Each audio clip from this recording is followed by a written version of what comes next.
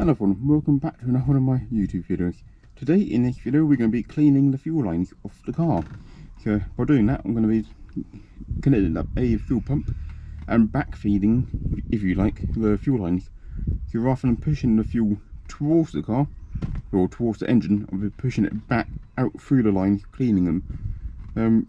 Obviously carpentry capital here, so I don't want to obviously plumb the pipe hoses in and just push potentially a lot of the contaminants into the engine. So all the lines are going to be pushed out to the back and they're cleaned that way. Obviously, as you see in a different video, somewhere along the line the fuel tank has been removed from the car.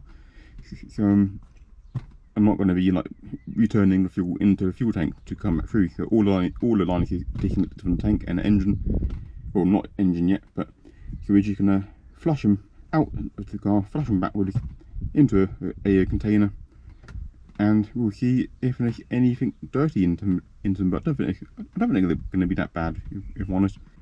But it'd be interesting to see if there's any rust or anything coming out with them. I don't think, like I said, I don't think it will be anything major, but yeah, it's got to be done. And then also, in preparing the engine for fuel, we're going to be installing this little bad boy into the fuel distributor. It's a brand new part, brand new Mercedes, got a filter inside. So it'd be like the third little filter off the engine, but this should be the last fence off anything going in to the engine. Quite a fine little filter. You can barely, I mean, you can barely see through it.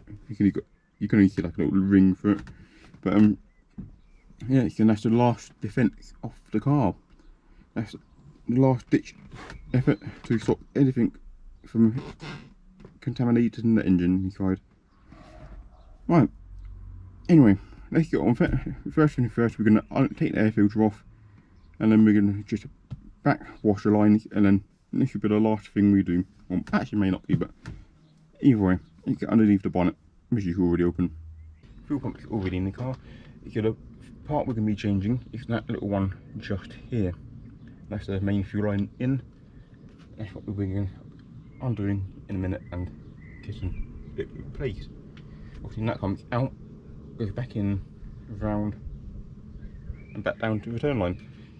So first thing first, what I need to do, actually get a knife and cut the bottom one off. I'm going to do one at a time so I don't get confused of which goes where, and get this changed. Here I do have all the duplicate clips and fuel hoses I need. There's more than enough fuel hoses here and the duplicate clips. From factory they don't come duplicate clipped, but that's a different type of fuel hose to what this is. So I'm going to put duplicate clips on them just to make sure it doesn't come off.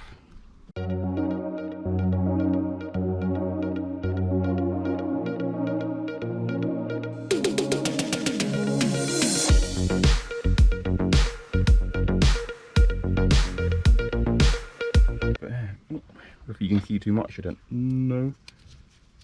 But that is definitely a bit hard. That is not that flexible at all, really. I mean it is, but and it isn't. Oh, I see. It's got a like a plastic liner inside of it. Strange. Might be quite a heavy duty hose then.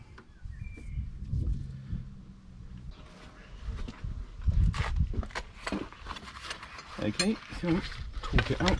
Hopefully we can get the right tools for the job here. What size is that? That need both feel.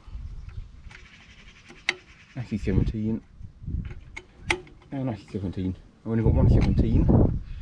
But what I'll do is get a adjustable wrench just here. These are going to be too big, naturally.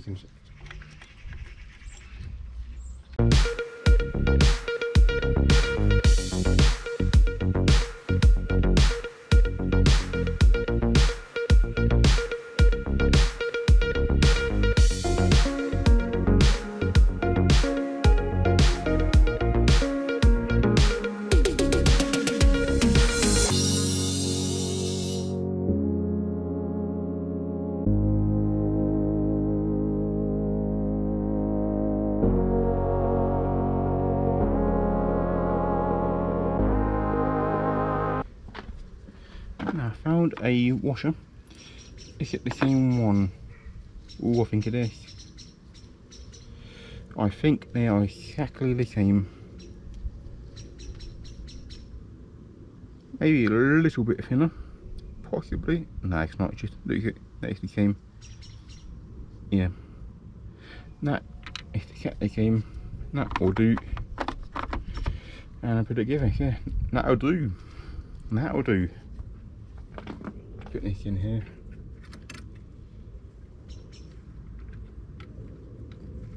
Oh, it's up. Always. We haven't been difficult in there. Let's try that again. Let's see if you actually go in. Why do you have to be so difficult? You got dirt and thread, it's brilliant. Right, attempt 50 maybe? Nope, more dirt in it. Right, let's try it again now.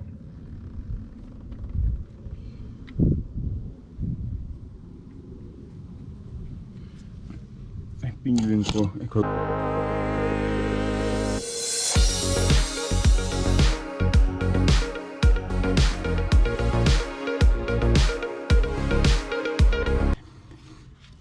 the battery just died. I finished bolting in, so I wasn't even realised I actually wasn't going to change that. But I thought, a YouTuber I watch, he's based in America, and he actually gave me an idea when he was repairing one of these cars and actually getting it running. I watched him change it. So I thought, actually, hang on a minute. I thought it might be worth me doing that on this well, just due to how long this car sat. So I thought I'm going to copy him and change that myself as well. Get this done up by hand first, and then tighten it down with the screwdriver fan after.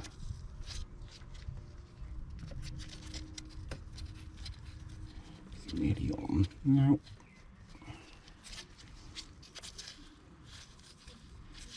And it's good decent. And actually, before I tighten it down, it might change when this little bracket sits, possibly. So very carefully we can get this bracket bolted in like that.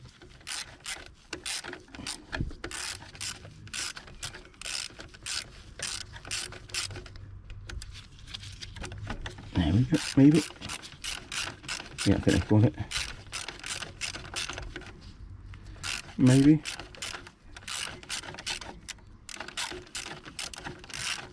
Yeah, we're in. It's tightened up. Done. I'll tell you one thing, these gloves are really decent. I like these gloves. Better than the ones I normally use.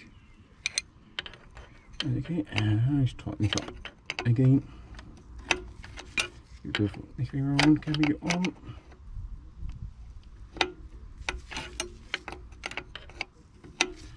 Right. Give it a nice good tighten. Again, we can't test this yet until after the fuel pumps are on. I mean, we could test it here this, but I don't want to. I'll wait until the fuel pumps are ready to go, which won't be too far away now. Okay, so that's it on. That is in. That's now in place, ready to go. A few hoses are on. Hopefully they are perfect for the job. We can find out. I think there's a lot of pressure that goes through these. Yeah, hopefully they should be fine. They're clamped on, and yeah, so hopefully they'll hold up. I think they should do. Obviously a few hoses. So we'll find out whether they can withstand the amount of fuel this engine's going to need. The fuel lines have been flushed. There's a bit of discoloration that come out of one of them, but nothing really major. That was the main fuel line in. Obviously that's not been used. The return line, I think it's probably been used a little bit. It's flushed back into the tank, but nothing major.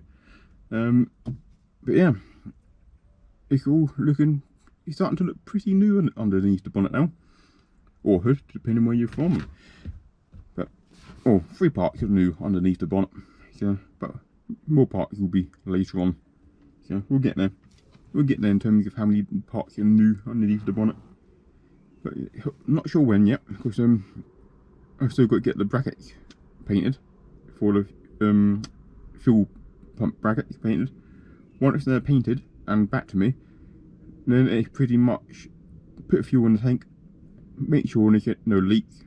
First thing first will be just, like I said, putting fuel in and seeing if there's any normal ambient pressure leaks anywhere. Obviously, with just the pressure in the tank, obviously how much fuel there is, we'll see if there's any leaks pushing through anywhere. If that doesn't leak, then we'll turn on and we'll prime the engine. So we'll prime it a few times until the pumps have pushed and can't push any more fuel to the engine. Once we've primed it, we'll have another look for leaks and see if there's any more leaks. At that stage, if we can lift them up tight, and if there's no leaks there, it'll be a case of just turning the key and hoping the car starts up straight away, which I think it will do. Obviously, we've got good spark. Obviously, the car's been running already and running smoothly. So we've got good spark, and we've got obviously air. So that will be just a case of fuel, and once the pump fuel do and the fuel gets up there, it'll be a case of yeah, just fuel. We're still not at that stage yet, but once we do get that stage, it'll be in film again like usual. So until we get in, I hope you enjoyed watching this video. Okay, not too much. If you realize, just showed you a brief part what I did adjust the Jubilee clips. They're now slightly out of the way. They don't rub on anything now, so I definitely will rub on anything, but I'll keep an eye on it just in case. Obviously, there's not really meant to be any Jubilee clips there, but obviously this is different type of fuel holes, so I just wanted to make sure it's definitely clamped onto the barbed fitting. Should be fine, but if I do notice any rubbing, I'll see if there's anything I can do to adjust them out of the way, or maybe a different pattern so they don't rub any more. But I think they should be fine. So until the next video, it's been On The Drive. Thank you for watching, and I'll see you in my next video.